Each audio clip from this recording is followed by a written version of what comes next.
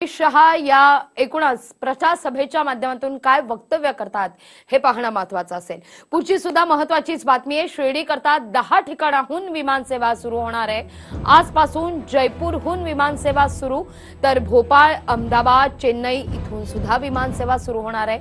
10 जानेवारी पासून ही विमान सेवा सुरू होईल। यामध्ये मुंबई, हैदराबाद, दिल्ली या पाठोपाठ 10 ठिकाणाहून रोज शिर्डी करता विमान सेवा सुरू झालेली आहे। याविषयी अधिक माहिती घेऊया आमचे प्रतिनिधी मनोज गाडेकर यांच्याकडून। मनोज, काय अधिक माहिती या संदर्भात?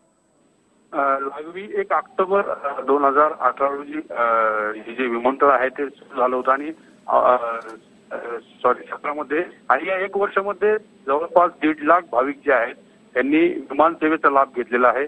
एकंदरीत बघितलं तर भरपूर जी प्रतिसाद जो आहे तो या विमान सेवेला मिळताना दिसतोय।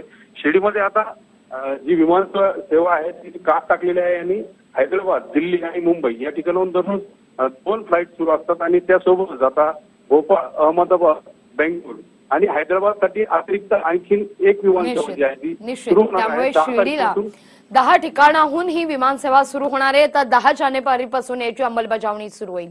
धन्यवाद मनोज, तुम्ही दिलेल्या या सविस्तर माहिती करता।